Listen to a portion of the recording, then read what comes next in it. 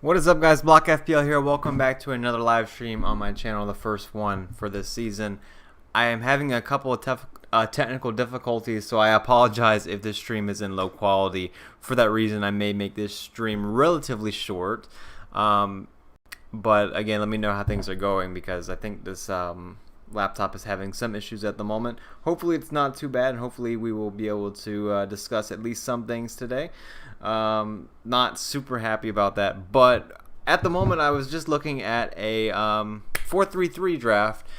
So let's talk about this first, I suppose. Of course, I will also be using fantasyfootballfix.com /stats for a lot of these numbers that we'll look at today. Very helpful website, of course. Link in the description below for the partnership link. 65% off if you go do it in the preseason, I believe. Very nice. So yeah, anyway, Sanchez, Target, Alexander-Arnold, Cancelo, Shaw, Rafinha.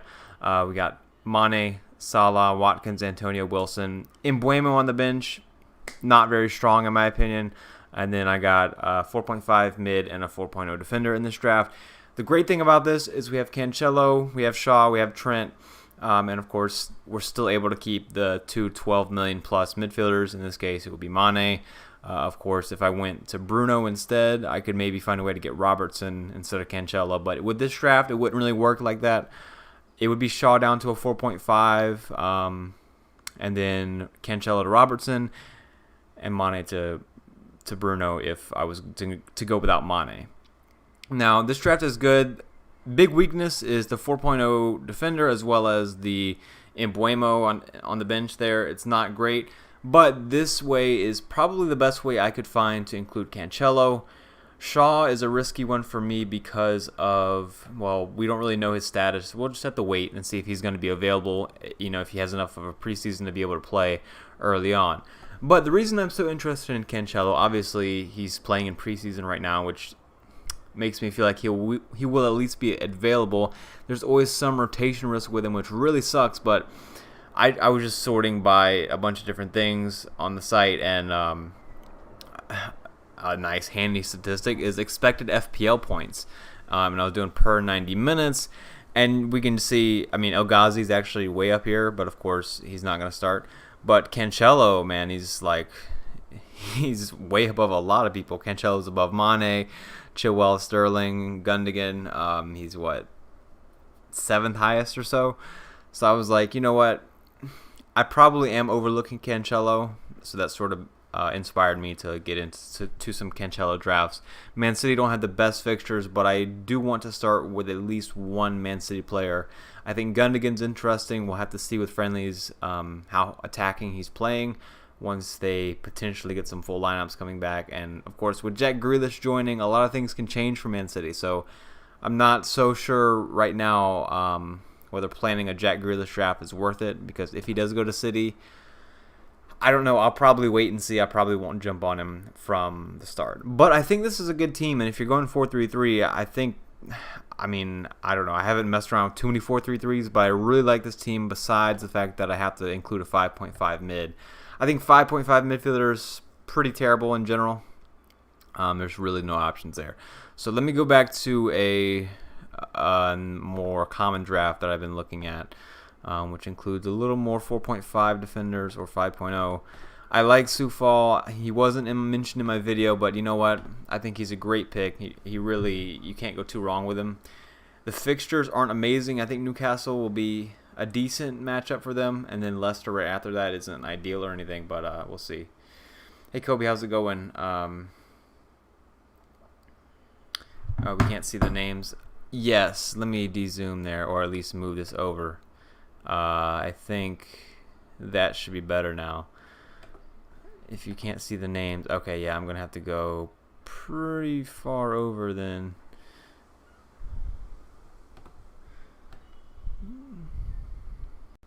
Okay, that should be better. I may be cutting off some statistics now. Let's see. Nope, all on there. All right, we're all good. Thanks for letting me know. Ali asks about Everton defenders. Teams under Rafa tend to perform well defensively. This is true. This is one reason I've actually gone away from Calvert-Lewin.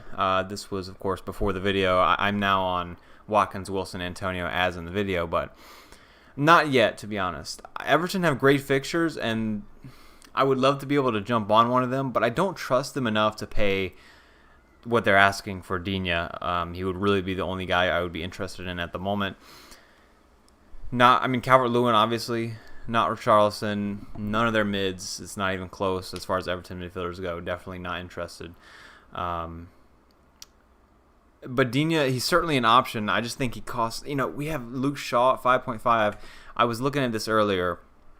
Not that everything is based on last year's numbers, because you have fixtures to worry about as well, but looking at only defenders and looking at expected assists here, at 5.5, obviously Trent's first. He's going to get an assist every 4 games. Cancelo 0.18, Robertson 0.17, Shaw 0.16, 5.5 in Manchester United with Varane, with pretty decent opening fixtures. At only 5.5, that's really good if he starts. And considering he's the same price as Digne, who a little bit less attacking threat as far as expected assists and 0.01 less expected goals, I think the reliableness of that defense makes a huge difference. And I think Shaw, again, as I've said previously, I think he probably should have been priced at 6.0. So I think 5.5 is a great price for him as long as he's available to start the season, which I think he will be. I would go Shaw over Digne. It's just a better defense. There's no other way around that. Better players, of course, the Everton manager could come in and have an impact, but a lot of times we don't necessarily see that happen right away, especially when it comes to getting defenses organized and getting everything going defensively, because it takes such a team effort. Soufal is pretty notable on here. Obviously, West Ham, pretty good defense. He makes the first page of this. Only 0.03 expected assists per 90 minutes, less than Digne, for example, and 0.5 less on a better defense as well. I think Soufal is better value than Digne, as most defenders are. That's why I have 5 non-Digne defenders. But yeah, Luke Shaw sort of stood out to me, to be honest. Robertson, this is one reason why I ended up looking at Cancelo so much. I'm like, why would I go Robertson over Cancelo? $1 million more, worse defensively. The fixtures are better. The first 2 fixtures are certainly better. But for $1 million more with Cancelo, you're getting someone with more goal threat, more attacking, or a more assist threat, I should say, and a better defense. And Man City start off with Tottenham that may not have Kane, and then they play Norwich, which should be a guaranteed 3 to 6-0 game. So I do want to have at least one Man City player for that game, and they would certainly be a captaincy option. So this has been my midfield a lot of times. Gundogan, I hate to be one of these people that describes people as overlooked, because we've had plenty of time to look into everything, but Gundogan at 7.5, was there not a stretch of last season where everybody was thinking this guy would be at least $9 million this year? Let's go to midfielders. I think it's very possible he starts in that form again. He was on the bench in one of the friendlies. He's going to get a lot more. He's going to be a lot more ready than, a lot of other players are. At only 7.5, it's a great way into the Man City attack. Really, he shouldn't be that much of a rotation risk. I know he's going to be at least somewhat. He only played 2,000 minutes last season compared to, Mane 2,800, Salah 3,000. You get the point, but still, it's not bad for what we're potentially getting, especially a potential captaincy option in Game Week 2. With that said, I wouldn't be desperate for a captaincy option in Game Week 2 because Salah for the first 2 sounds great. I won't even mention Salah at any point, probably the whole preseason, because he's just 100% going to be my captain for Game Week 1, as well as in my team for a large portion of the season, as he has been the past 3 seasons. Mane still impresses me. a lot of times I get put off by Mane. I'll go ahead and mention my argument against Mane now, and that is the fact that they don't have Wijnaldum. I think that's going to make a big difference. I saw the simplest Twitter post the other day that simply said, here's how Liverpool are rumored to play: Mane, Firmino, Salah, and then the midfield would be Thiago, Henderson. Who's the other guy? Fabinho. And just looking at that midfield, I'm like, I don't know. I mean, it seems they don't have the Wijnaldum character. They don't have anybody that's that fast or athletic to fill a Wijnaldum type of role. It's going to be a little bit different. So whenever you're dealing with a style change in midfield, it could lead to a huge results change. So it's certainly something to think about. But it's still Norwich. And that's been the theme of me keeping Mane in the team. But it's still Norwich. And Mane still has great numbers last season as far as shots and the way everything goes. Another thing, I'm probably just like talking way too fast for anybody to keep up, and I'm jumping around. But I've been looking at this a lot, and I'm like, oh yeah, this is another thing to mention. Just keep in mind how, I would say, unlucky Trent got, and maybe a lot of this comes down to Mane not being able to finish last season. But if we look at comparing expected FPL points last season to actual points per 90 minutes, there's a lot of people that underperformed here defensively. Some that overperformed, like John Stones. But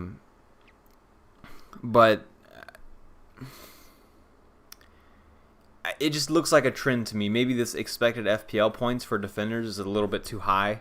So it's an argument against my earlier Cancelo argument. Last season, Cancelo, 6.22 expected FPL points, only 5.4 points. Chilwell is expected is higher than his actual points. Alexander-Arnold is 5.64 to 4.75. Stones is the other way around. James, Azpilicueta, Rudiger, Justin, Zinchenko, Thiago Silva, Bellerin, Diaz, everybody but one person on this top page had higher expected FPL points than their actual points. Obviously, these are the people that had the highest expected FPL points, so that could be accounting for some of this, but it's at least worth noting that these people that are getting really high expected FPL numbers all seem to be outperforming their actual points. So perhaps this expected FPL points value isn't completely as reliable as it should be. So yeah, worth keeping in mind. Of course, we all know expected goals and expected assists. We know exactly how they work. And if you're familiar with it, you know what it means. It's not like wrong or right. And the same thing goes for expected FPL. It's not right or wrong. If you just know what it's calculating, then you know what it's telling you. So it's not a dig against the statistic. It's just something to keep in mind. But yeah, Bellerin makes the list surprisingly, but obviously he's not an option. But Alexander-Arnold, very, still going by the expected FPL statistic, very unlucky, and that was the case for a lot of last season. He simply would create a lot of chances and not really have people put away the chances as much as has happened in the past. That was a weirdly worded sentence, but you get the point. Also, Alexander-Arnold averaged over 1.5 shots per game, which is quite a lot for defenders, much more than any other defender. So it's worth keeping in mind. Somebody that's a quality striker of the ball like him, we're likely to see some of those fly in the back of the net, maybe even more than last season. Let's see. So it's FPL assists. By the way, shout out to Mr. Bogle from Sheffield United. Highest XG per 90 minutes. Minimum 1,000 minutes last season of any defender. Obviously, he's not an option, but just a fun fact. So 4.5 defenders are kind of hard to pick from. It really just depends on rotation, in my opinion. With this team, I would want someone that I could potentially put in place of Soufal game week 2. So that basically means that it's going to be a Brighton defender because they have a great matchup that week. And if you have Soufal, I would at least consider doing the same thing. Maybe having a spot for him on the bench game week 2. So a team like this is like my standard team at the moment since my last video. The only difference is like maybe Sufal down to a 4.5 and then Omo Bamadelli up to a 4.5. That was more standard, but I'm like, you know what? I think Sufal is worth that little bit of extra value considering, again, he makes the top page of expected assists per 90 minutes. Whenever I watched him, I always had a good feeling that he was getting in good positions. So, it's something to at least pay attention to. I feel like his attacking value is probably a stylistic thing because of the way he plays. You think of him as more of like a hard-nosed, all-out player, but he's got that creative side to him as well. Like I said, right behind, the same expected assists per 90 minutes as Tierney, and a lot of people view Tierney as a real attacking threat. So, yeah, do not underrate Mr. Sufal's attacking threat. That is the conclusion I will make from that. And the good thing about these transfers here, switching this formation, is, again, I get rid of Mbeumo, and that leaves me with a pretty solid setup here. The one weakness being I don't have a good third sub. Other than that, this is the team I keep coming back to, something very similar to this. Very similar to the one in the video. The one thing that's changed a lot, and we'll pull it up right now. Let's go to midfielders, because I want to talk about someone with the last name of Bowen. Let's see. Who should we compare Bowen to? That's the question. Let's sort by expected goals per 90 minutes, and let's see where Bowen falls. Midfielders, let's see where Bowen falls. So Bowen's on the second page. Did I sort right? Yes. So Bowen, expected goals of 0.27 per 90 minutes. Only 0.01 behind Mahrez, but Mahrez kills him as far as expected assists goes. It's not bad from Bowen. It's really not. It looks pretty good, but when we compare him to Gundogan for only $1 million more, Gundogan just so far and away better. I know Gundogan has a little more rotation risk, but we have Gundogan at 0.4, as well as a little more expected assists as well. So just going off last season expected numbers, I would say Gundogan is more than $1 million better than Bowen. Of course, we also know, I think this is arguably more important, Bowen never really had a hot run of form last season. Now, some people will say form isn't a thing, but certainly someone having a lot of confidence at one stretch, in a season and scoring a lot of goals is very profitable for our FPL teams because it's predictable. We know they can keep going, and this is something that Man City are certainly capable of doing from the very beginning. We saw them many seasons now at least start off very hot defensively, and Man City are a little bit easier to predict as far as when they're going to have good games, because they have a lot of them. So for these reasons, I don't trust Bowen that much. I also think Bowen, Gundogan's sort of in the same boat, but it makes up for him because he plays for Man City and they create so many chances. But a lot of times Bowen ends up in games where he has to put in a lot of defensive effort or he gets caught out wide. Whereas Gundogan, as long as it's a game where Man City are dominating, which is a lot of the time, he's going to at least have a chance to sneak in the box and get a goal. But I'm not... This is going to be the most basic criticism of Bowen ever, but I really, when you watch him, he doesn't look like a goal scorer to me. He can certainly score goals, but he's not as threatening as someone like even Mahrez or obviously all these more expensive mids like Son or even Rashford, which I probably will avoid him this whole season. Rashford, he starts off injured, so I don't have to worry about him, but it's another story for another time where I probably shouldn't let my biases come into play. But owning Rashford last season was just bad. Which brings up another potential point. I think Man United without Rashford, depending on who they have, right? So they'll still be able to put a decent team out. Cavani, Greenwood, Sancho, Bruno at the 10, and then, McTominay or Fred. Maybe Pogba finds his way in the lineup, of course, somehow. Maybe Pogba at left wing, and then Cavani, striker, Sancho right wing, Bruno at 10. I think that actually may help Bruno just a little bit because Rashford's not in the team to try to cut inside on his right foot and then shoot the ball into a defender instead of dropping to the top of the box to Bruno, which is something Pogba is quite fond of doing. and so is the rest of the Man United team that love passing the ball to Bruno any chance they get. I still love Bruno as an option, obviously, and he could easily enter my team very soon, but the Norwich game week 1, looks just too good for me, and of course, the Mane-Bruno comparison I went over in the video. Mane just a little bit better numbers as far as getting great chances goes, but it's one of those things where it's like, it depends on how you want to think about it as well, like, and what your goals are. So I feel like if you want to absolutely go all out and try to win FPL, Mane might be the pick for you, simply because he's only 3.4% owned.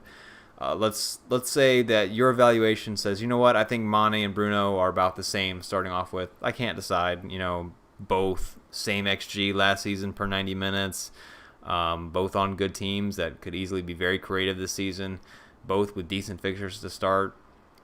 Like, there's never any certainty in FPL, so anytime players are close, I'm always like, realistically, I don't know who the better pick is. Like, we can get into like the really fine details, but like at the end of the day, we're just guessing. Like, when it gets down to a certain point, there's just a margin of error for things we don't know that are going to happen, like changes on game day to the lineup that we don't expect, or whether a player ate too much pizza and now he's going to crash. Like, random things can happen all the time. So whenever two players are very close in quality like this, if you want to be risky, you can always just choose the lesser owned guy, and if you want to be safe, you can always choose the more highly owned guy. I don't like thinking about things that way. I always think that I'm like, you know what? No, let me try to find some reason why I can make the best pick besides like trying to do it like that. But it does seem like something that has more chance of really going right, and of course, naturally also has a chance of going more wrong, getting Mane over Bruno, simply because he's lesser owned. So the point is, if you're in the mood for a risk, or go Mane. If you're in the mood to play it safe, go for Bruno. They're the same price. I think early wildcarding, like I like to do, leans towards Bruno. Not Bruno, Mane a little bit more, given the fixtures. But yeah, right now I'm on Mane. And I think it's just because Norwich game week 1, and I'm happy to sell Mane after that. We'll see how he does. A lot of it comes down to confidence for him, at least. That's what I like to think. How's it going, Davey? Let me go back to chat. Thanks, Nuclear Atoms. Yeah, I should probably do more with that, but I had a good time trying to come up with what was the best idea. Nasty Balls, this is a good question. And thanks, by the way, for always putting the eyeballs in chat. I don't know, it's like a tradition at this point. I'm always like, oh, well, he's here. I don't love Mane to be long term. No, I probably should say this more.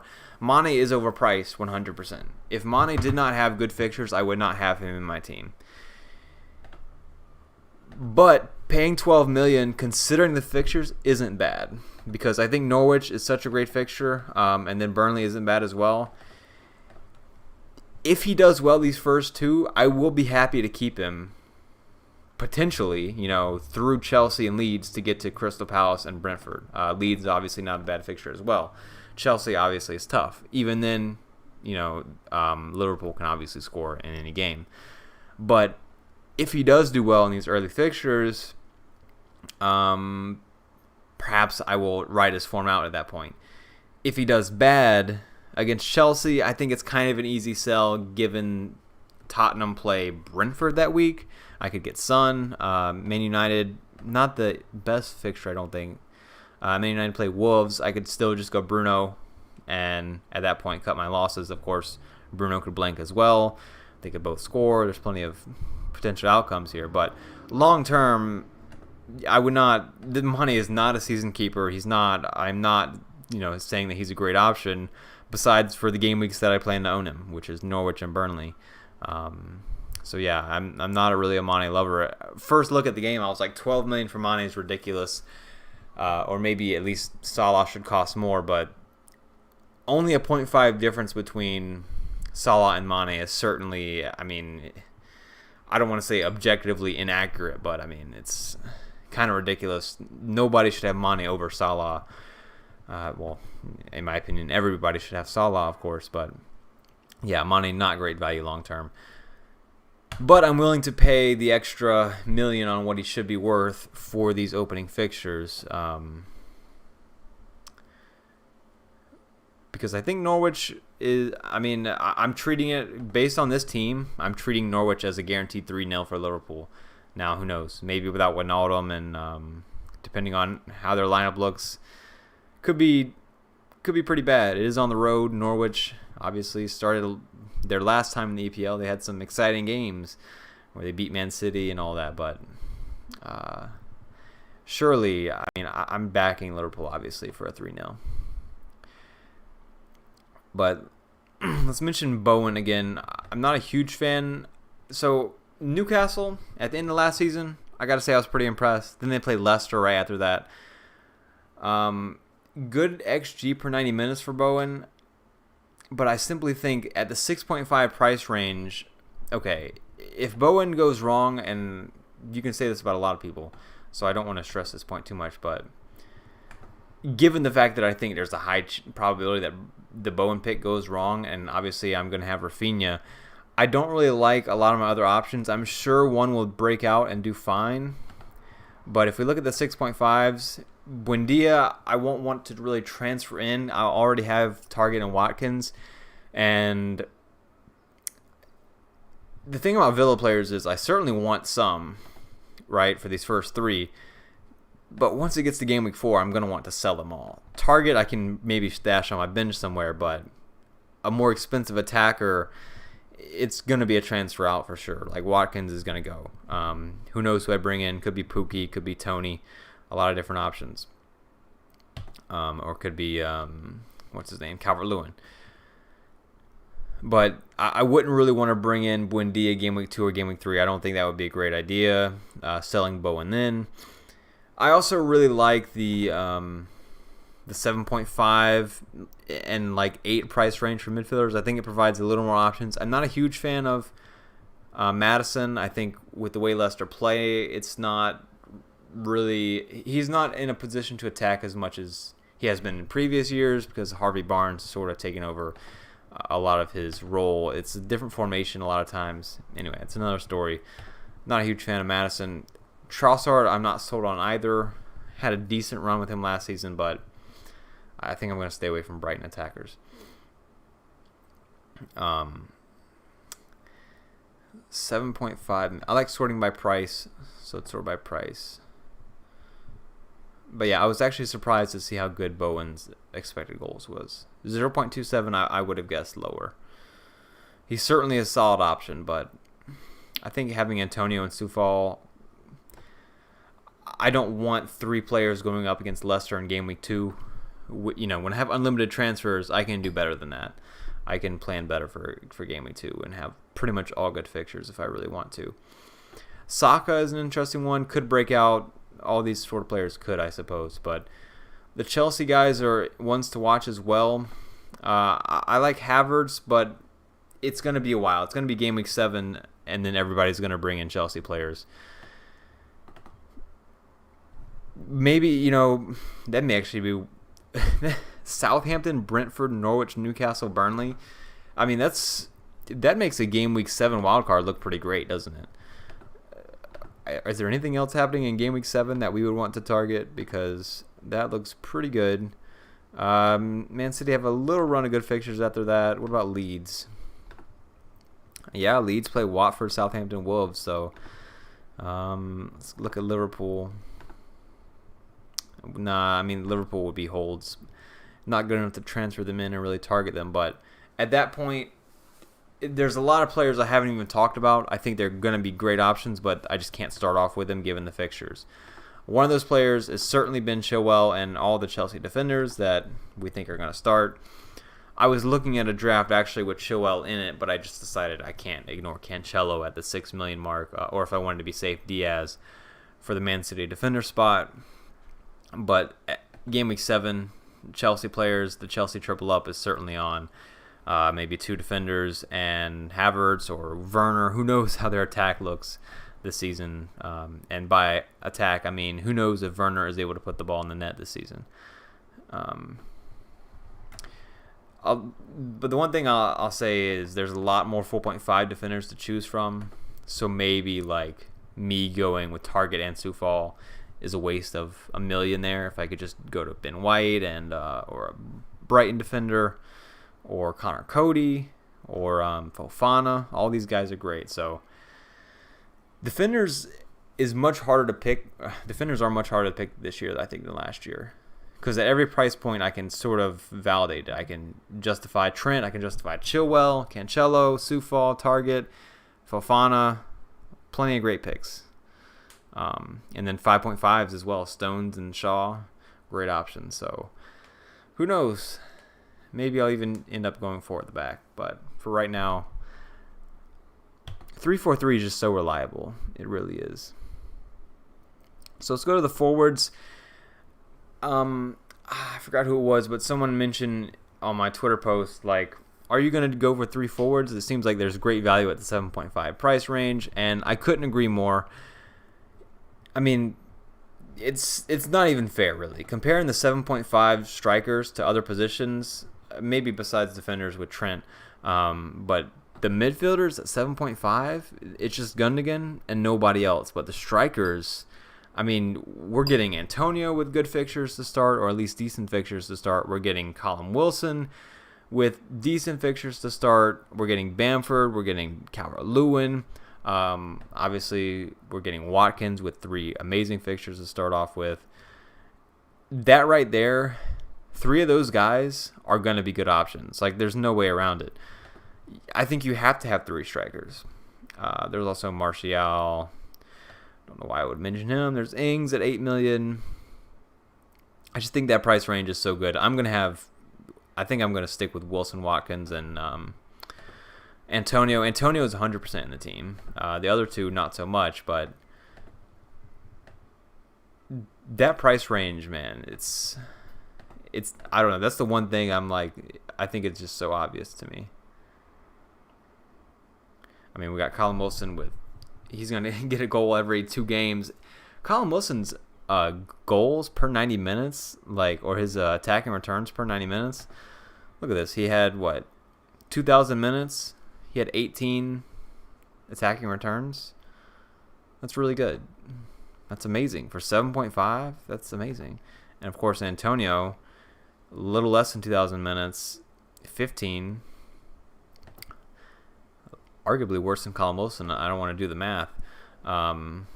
Watkins played every minute last season, but he got 23 total attacking returns.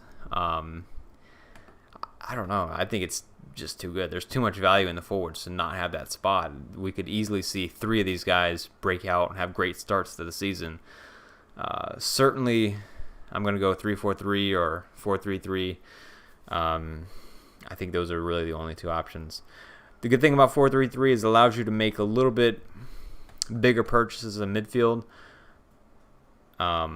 because you'll have that extra defender in there that's like 5.5 million or whatever. That 5.5 at midfield is nothing, but a 5.5 defender could be good. So it allows you to squeak a little more value as long as you think that defender is worth it, and you can spend more money in the midfield that way. But yeah, looking at the strikers, I thought it was interesting that Vardy had the highest expected goals per 90 minutes. I mean, we could probably assume that he would be up there, but he beat out Kane. He and Nacho is 3rd. So 2 of the Leicester guys made the top 3 for expected goals per 90 minutes last season. That's a minimum of 1,000 minutes played, of course.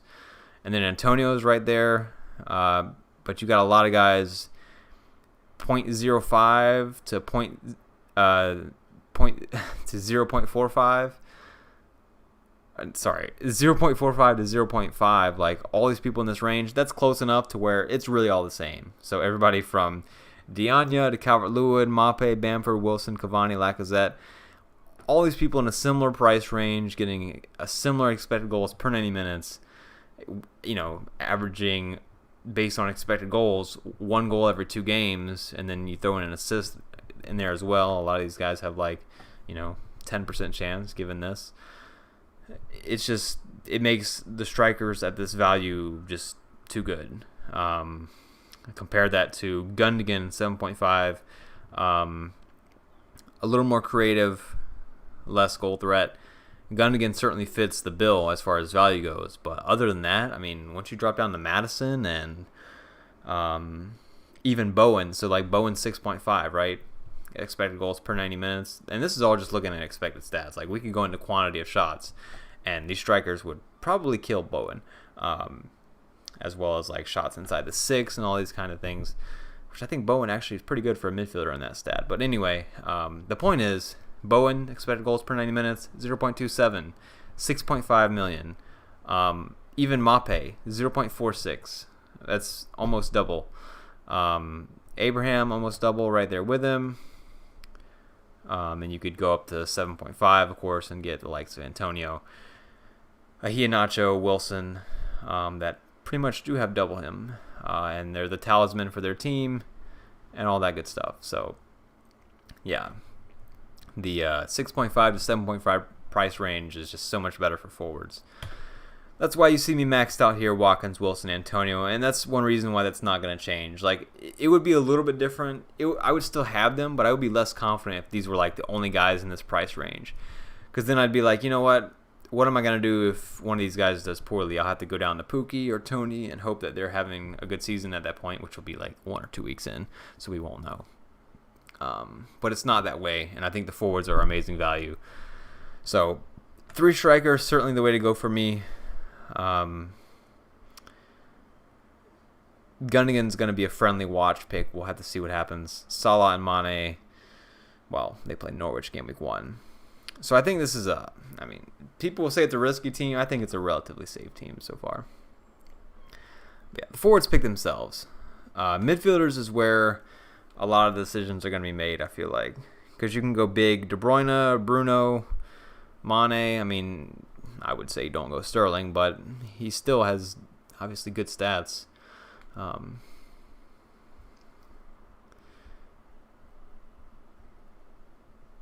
Let's look at the... Oh, and Sancho, I mean, I haven't mentioned him yet, but of course he's certainly a decent option. I want to compare... I don't have any Manchester United players. Let's look at some of the best teams only, or good teams that have good fixtures to start off with. Let's weed out all the garbage. So I'm not interested in Arsenal really. Let's see. I'll throw Man City in there as well, of course. Do Leicester have good fixtures? Sort of. Leeds, I'll leave Leeds out. Norwich have absolutely terrible fixtures, or else Pookie, yeah, I would be talking about him.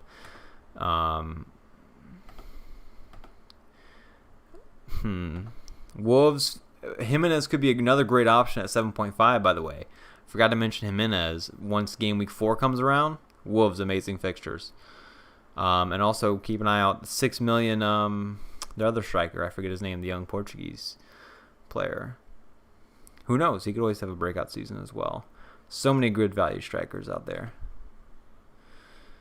So, getting rid of some of the teams I'm not too interested in, given how they start the season. We can look at expected goals per 90 minutes. Let's actually go to goal threat. And let's sort by shot in the box for midfielders. One reason I like this is because it just shows that they're getting in good positions from a midfield perspective. That's pretty important. You know, a lot of midfielders take shots from outside the box or a lot of other things, and it's good to see midfielders that are getting into the box. It's pretty obvious, but Foden, you know, it's the same with Foden. Let's assume Grealish is on Man City. Foden, Grealish, Mahrez, Gundogan, Torres. If we knew one of these players was nailed on, they would probably be in my team. They're all similar price range. Right now I've gone with Gundogan, just picking one. But Foden, 2.12 shots in the box per 90 minutes in comparison to Mane's 2.59. Jota actually beats Salah in the statistic, by the way, but of course, we don't know if Jota's going to start for sure. I would guess that Jota wouldn't start game week 1, but we don't know. Greenwood, very good. I mean, we got Greenwood, Trezeguet. We got some players in here that I don't think are reliable. Harvey Barnes is someone I haven't considered yet, but we know he can't finish a lot of times, but I mean, hey, he's got more shots in the box per 90 minutes than Mahrez. Would I have guessed that? Probably not. A lot of the Man City guys dominate the per 90-minute numbers, as we should expect. Gundogan, you know, even though he plays a little deeper role, he beats Rashford, he beats Grealish. But again, that's per 90 minutes. Let's go per game, and I think this will hurt the Man City guys a little bit more. Maybe not Gundogan so much. We saw Foden all of a sudden drops down to page 2. Per game, all of a sudden Salah and Mane, of course, dominating the midfielders. You'll notice Bruno's nowhere to be found here. Bruno is a special case, though. I can't even say, oh, look, he's not a good option, because I love Bruno, and he's always going to be a great option as long as he keeps just getting FPL points all the time. I know getting FPL points isn't necessarily a great indicator of getting more FPL points in the future, but Bruno is a special case, I think, because he's always found a way to get FPL points every single time. I would never bet against Bruno. He will certainly be in my team for a significant portion of this season. But we see Mahrez. I mean, Mahrez still beats Grealish. Souček makes the list. Souček is an interesting shout, but I think it's just completely different. We don't know how West Ham are going to play. There's a lot of tactical things that West Ham could do where Souček just doesn't get forward at all. At only $6 million, though, he gives you probably the best option less than 6.5 with your Rafinhas and players like Buendia, Traore, Trossard to take a chance on that I mentioned. Mbuemo, of course, is out there, but as far as sort of proven FPL point scorers, Souček is the best we have. I'm not a fan of Ward-Prowse, so certainly one to keep an eye on. Fornals as well. Fornals, more shots in the box per 90 minutes than Mr. Jared Bowen.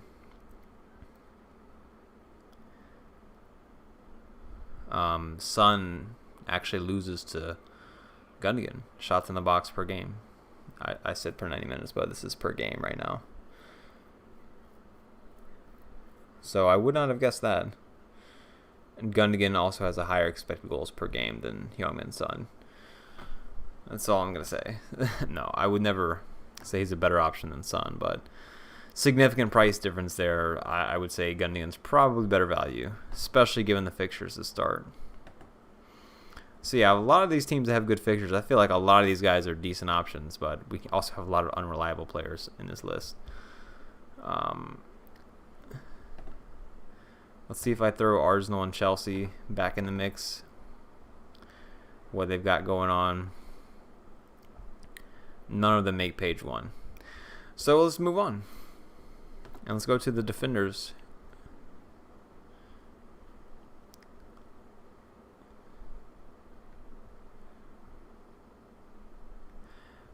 Maguire, one shot a game in the box per game. That's really good.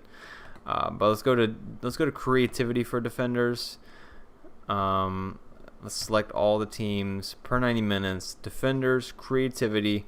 I want to look at total crosses swung into the box. Trent, Robertson, Digne, Ritchie, Shaw, Cresswell, James, Chilwell. Pretty significant drop off from the Liverpool guys on down.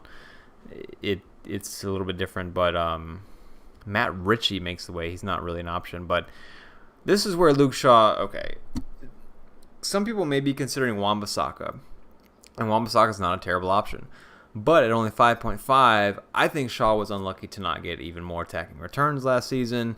If you look at FPL creativity, Luke Shaw is certainly ranked top 5, top 10 at least for creativity for the ICT ranking amongst defenders. Wan-Bissaka isn't quite as close, but we can see. I mean, if you watch the games, you got the same vibe as well. But Luke Shaw putting in the 5th most crosses among defenders per 90 minutes, and, well, Wan-Bissaka isn't anywhere close to him. And with Cavani maybe getting even more minutes, maybe not. I don't really know. I don't know. It should fare well for Shaw in general. He's more of a creative outlet than Wan-Bissaka is. If Wan-Bissaka happens to get forward, sure, he can do okay sometimes, but it's going to be part of. They're going to really make sure that Shaw has a chance to get forward based on how he played last season. Soufal makes it up there. We see Soufal and Target actually beating the likes of Cancelo, but we know Cancelo is completely different because he gets forward through the middle a lot of times. There were so many times last season Cancelo could have scored. He didn't. The one goal he did score, well, he thought it was going to get called back for offside when he shot it. And that's my opinion.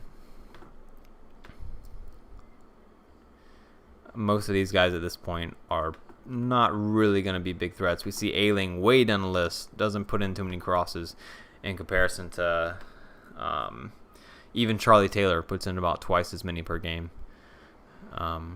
But more goal threat, and it's just not really Ayling's overlapping style. So perhaps measuring him off crosses. He also played center back for a lot of last season. I still think Ayling's a great pick, by the way.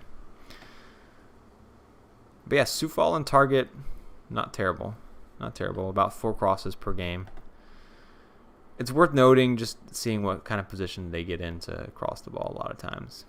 I find a lot of these statistics pretty helpful, though. So we'll have to see. Throughout the season, I'm certainly excited to keep looking at it. Another potential draft I looked at, again, I think this one's pretty solid overall. But let's look at a non-Mane draft. Perhaps you were like, you know what? Why would I ever get Mane? Besides simply, okay, obviously Bruno would come in for most people and for probably me too if I didn't have Mane. It doesn't change too much, but what this does, now all of a sudden I'm probably going to try to find a way to get Robertson in. If I wouldn't, it would just stay the same.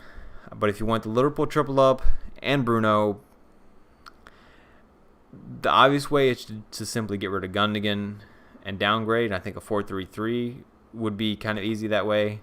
Just go down from Gundogan to a 4.5. That gives you 3 million, and you could go Omar Bamadeli straight to Robertson at that point, or you could even just upgrade Soufal and then get a 4.5 instead of Omar Bamadeli. So plenty of options that way.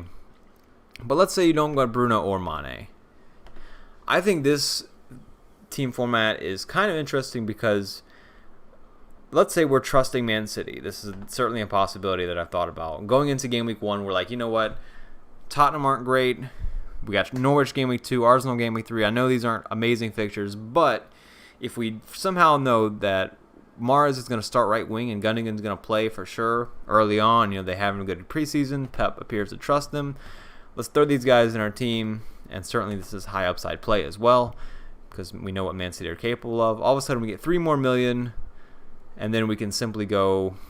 I would probably do it this way. I would probably go Soufal to Robertson. We still get a Liverpool triple up, and we can also go. You could just go Veltman to Shaw. I think that would probably make the most sense if Shaw plays. All of a sudden, I mean, let's actually. I wouldn't go Man City triple up from the start because I don't know what they're going to do, but you could also find a way to put Cancelo in here as well instead of Robertson. But, I mean, this team is also really good. I'd be happy with this team going into game week 1. Especially game week 2 against Norwich. You get Gundogan and Mahrez in there. Am I as confident in this team? Not really. I feel like Mahrez and Gundogan, a little bit of rotation risk there. But, again, this is another team. If you told me I had to start with this team, I'd be like, all right, this team has pretty much the same chance of doing well as any other team I could come up with, I feel like. But this allows you to get a Man United player in. My current draft doesn't have that. And Man United could easily start off with a bang. The reason I say my current draft doesn't really allow that is it's hard to. I want the Liverpool triple up, I mean, I would like Bruno as well, but going from Mane to Bruno, getting Robertson in becomes a little bit awkward.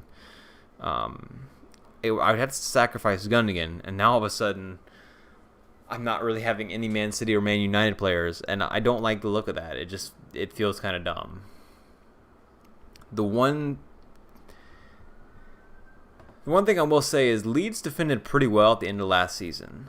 Let's keep that in mind. Like, this game against Manchester United, I know United are at home, game week 1, and it's not a terrible fixture. And after that, I would be worried about not having Bruno because they have great fixtures, but Mane could easily outscore him as well. It's not like I'm just going without Bruno for no alternative, but I'm hoping with no Man United players I can survive game week 1 and then go from there, because they should have a different team, Varane and Sancho coming in, and at that point, if it is the case that Sancho looks more threatening than Bruno, a lot of people may be doing Bruno to Sancho anyway, or Bruno to, I don't know, anything can happen with United. It could be Pogba or Lingard, maybe, we don't really know, that's having a great season, or Cavani.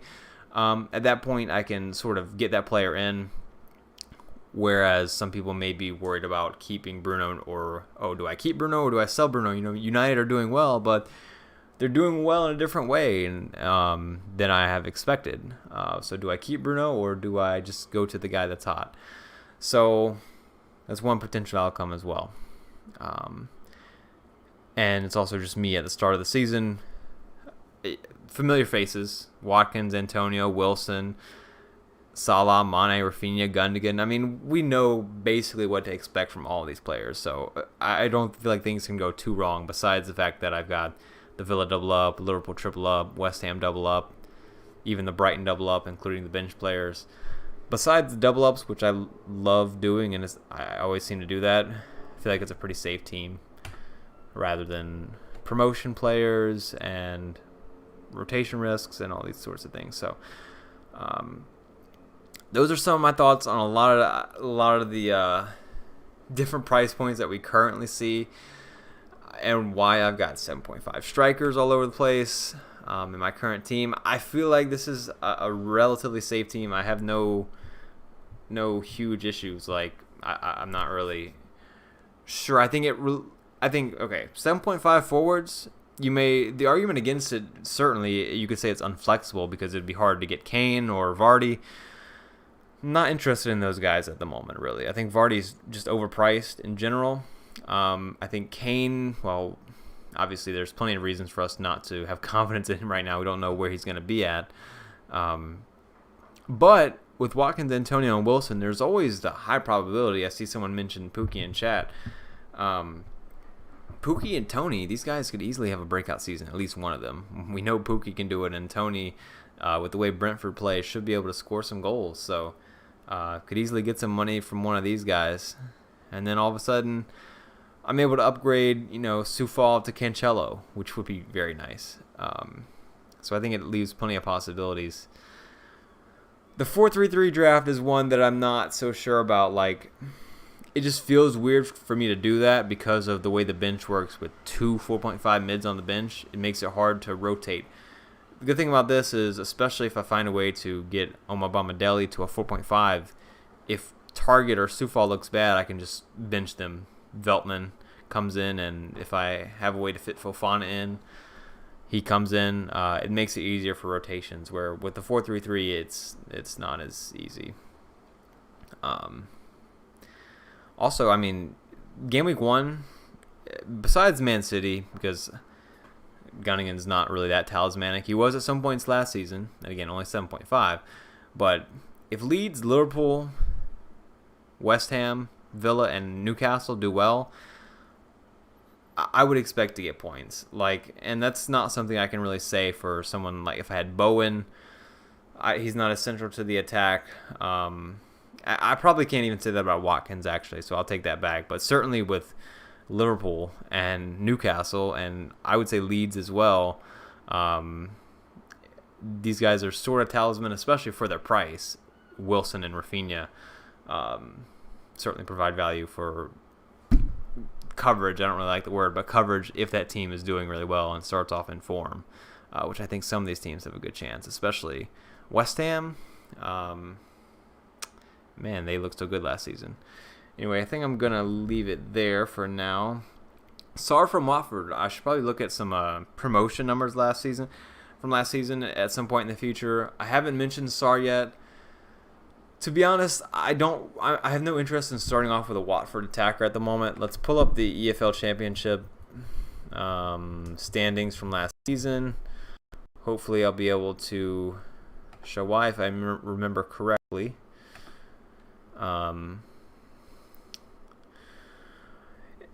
It's because of okay. So if we look at the goals for column here, Norwich scored 75 goals last season. Brentford scored 79. Watford only scored 63.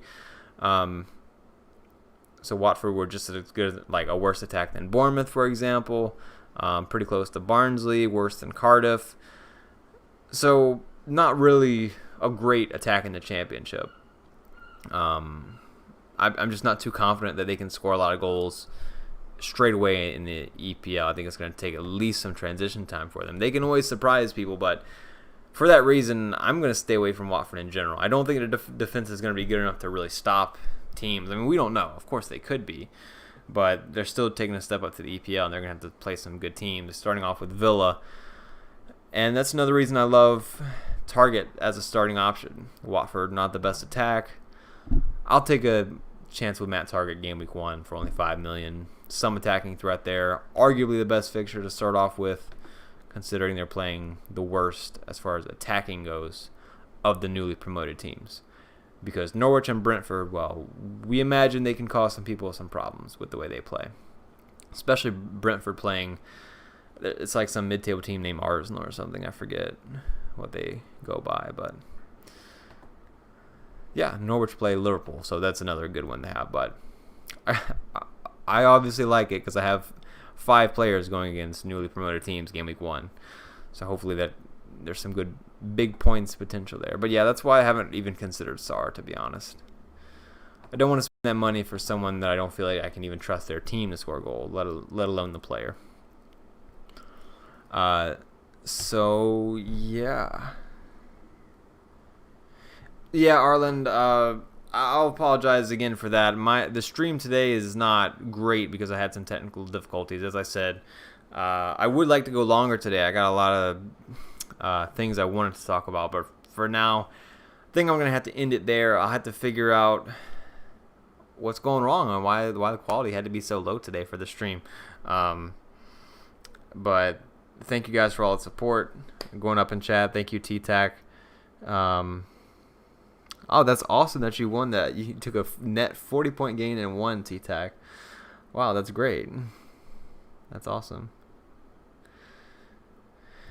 Nuclear Adams asked the question earlier. Since you study in psychology, I did. I graduated in December with my bachelor's. What do you think goes in Mane's head of how ambitious he will improve from last season and about other new players like Tony and Buendia trying to make their mark in the EPL?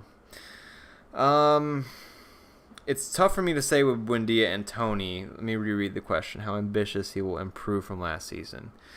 It's tough for me to say. I mean, the one thing that's like universal to every player, because every player is completely different, or every person is different. Mane, I'd have to look at the exact. I was thinking about this earlier because obviously Mane is like the number 1 player in my team that I've really had to think about because a lot of people are like, don't obviously just go with Bruno instead of Mane. So one thing you got to think about, he had a pretty bad season. He said himself like, I don't know why I'm not scoring more goals or whatever the quote was. He's basically like, why am I playing so poorly? One thing to think about is there was no fans in a lot of the games. Obviously, it was COVID season. That can impact optimal theory of arousal, basically like lowering how nervous players get. Nervous is a bad word, but arouse is the actual word, and people always think I'm using that term in a different way. But basically, it can. Let's pull up optimal theory of arousal. Actually, I mention it a lot because I think about it. I've been playing a lot of pickleball lately. I know you guys probably don't know what pickleball is, but at the tournament, I was definitely way too on this side. But let's just pull up the Yerkes Dodson Law here. Hopefully you guys can see this somewhat. I've mentioned this before in streams, but basically, this one's probably simple. So basically, if you look at the middle here, the optimal level, that's where you want to be to perform greater. I would say that you could at least make the argument that because there was no fans in the stands, we see Mane fell a little bit into the boredom or apathy stage here where his performance level dipped. And this is something that completely depends on the player as well. Pogba, I think, is a great example of someone that his chart wouldn't really look like this. I would say it would, but he's often in the boredom or apathy a little bit part of things where he needs it to be a really big game to get amped up and sort of reach the optimal level for his own personal needs. And then you have other players and a lot of people, as they break through to professional, their issue is they get too anxious in the big games and stuff like that, which is the most common use of people talking about, like, oh, he was nervous, he choked, all that kinds of things. That just means that his arousal level is too high. High anxiety can lead to, muscle tension and like physical things where you just physically can't do as well.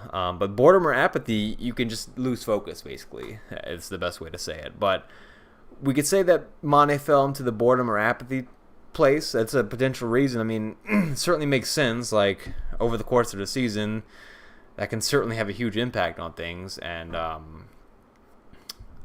who knows what else he was going through because of COVID.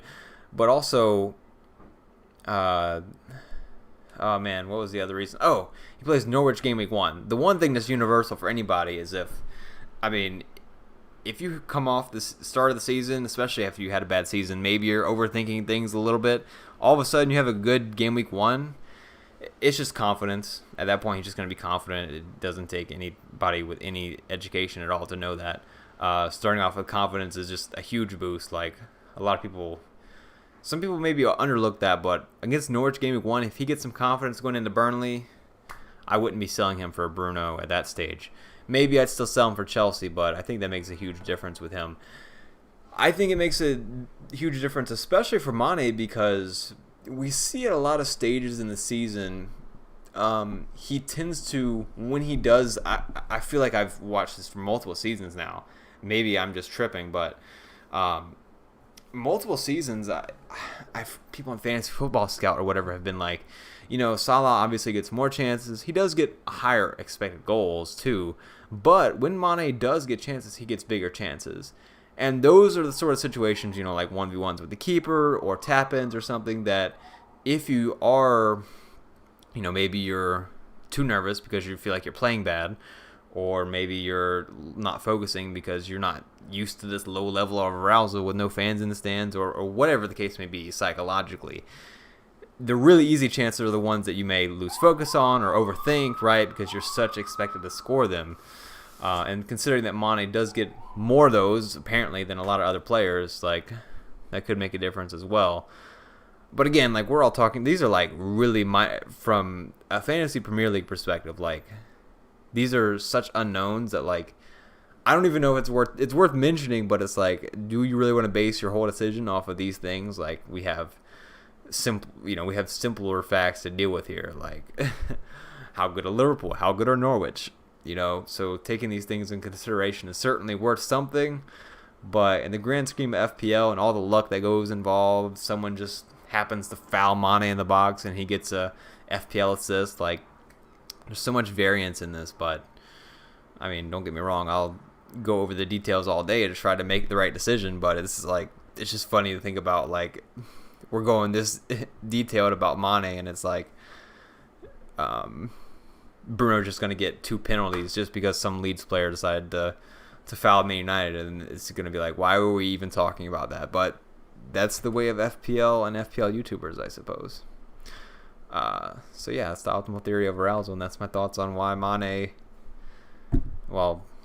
everything. What did I not discuss about Mane?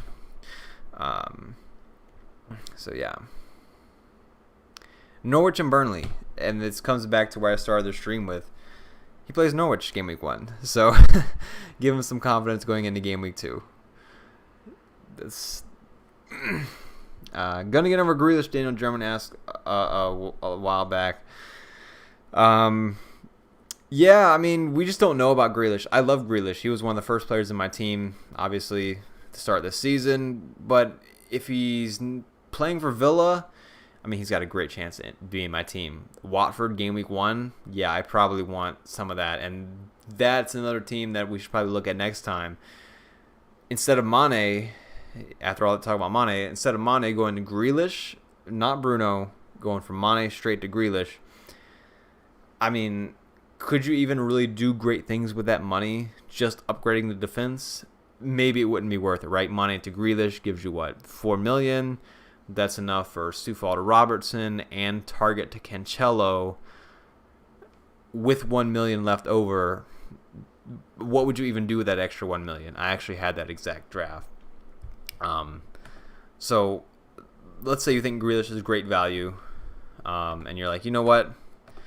I don't trust the new look of Manchester United and how Bruno's going to fit in. I'm sure he'll be fine, but considering we can get so much value from Grealish if he stays at Villa, I mean, you could literally, you could still have the Liverpool triple up.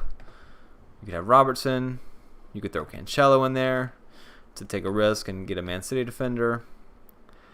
And this way you could have Gundogan and Grealish if you think these guys are great value. And that's 1 million in the bank left over. Probably upgrade this guy, and you could probably just get a 4.5 defender and then have 0.5 in the bank, and maybe just bank that at 0.5 unless you wanted Sufal on the bench or play a 4-3-3, maybe bench Rafinha game week 1. But let's just build a team with 0.5 in the bank and see how that would look. So 3-4-3. I would say my other defender would probably be. Does it really matter who it would be? We need good game weeks in 3 and 5. I mean, Connor Coney would certainly be an option. Fofana would certainly be an option. Yeah, let's say it was like this. Let's say you had Fofana in there as well. Leicester defended terribly at the end of last season. But this is certainly another lineup, like only one big mid lineups as far as they go. I think this one's good. But, Cancelo could certainly be worth it. Robertson. The back 3 is awesome. You're just missing out on Bruno or Mane. But I think this is another good team that not a lot of people will probably go for this structure because a lot of people love the high-priced players, and I think they're great. You just get so much reliability out of them. You get the captaincy options out of them. But if we're going to be captaining Salah a lot anyway, right? So Salah, you could captain him game week 1, 2, 3, 4, 5, 6. Well, besides 3, 1, 2, 4, 5, 6. You just need a captain for game week 3 in that case, which you could go with Grealish if he stays. If Grealish stays with Villa, all this is under that premise. You get Brentford at home, captain Grealish. Captain Salah every other week. This would be a team with only one big mid. So, yeah. And, of course, Davey says he has Mane over Salah, and that's very funny given what I said, that nobody should do that. It just had to be Davey. I mean, I don't know. I personally don't think it's worth it, but I actually saw your comment the other day on a post about how Mane starts off very well. I'm certainly hoping the same thing, given Mane is in my current draft I keep going back to. I think, Mane is a fine pick, obviously, but you just can't go without Salah.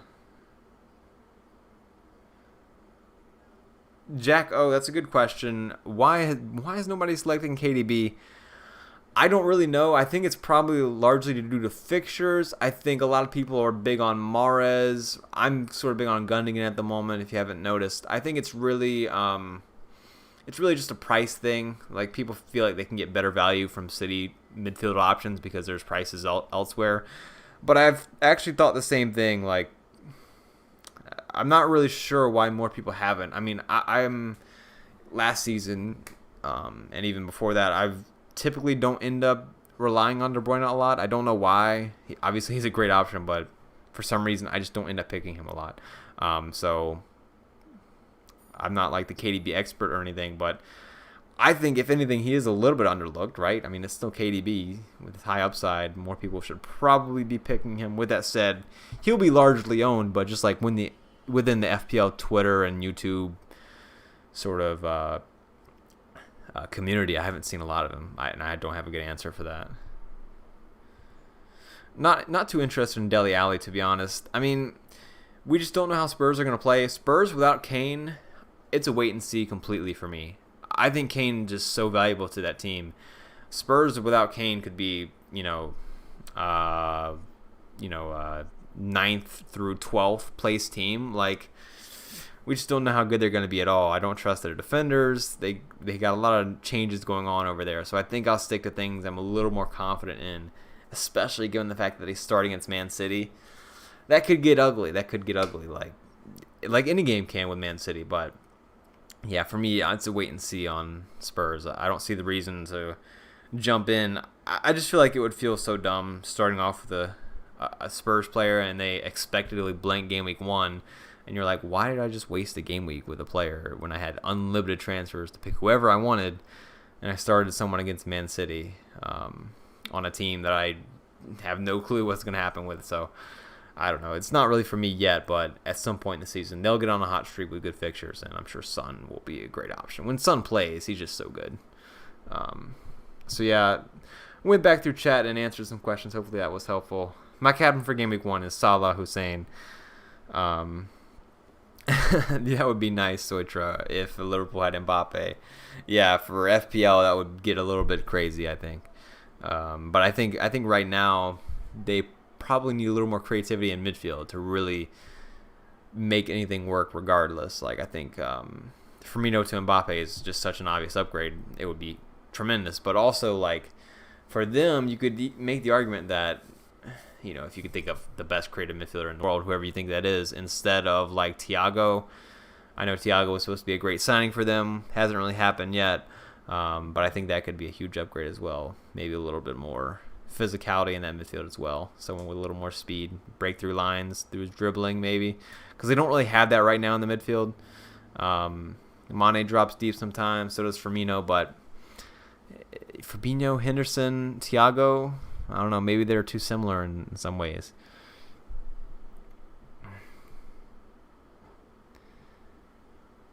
Bruno or KDB, you have Son and so on. Yeah, I mean, Mossy, it's a tough decision, the premium midfielders, because they're all so good. You kind of have to pick a couple that you like.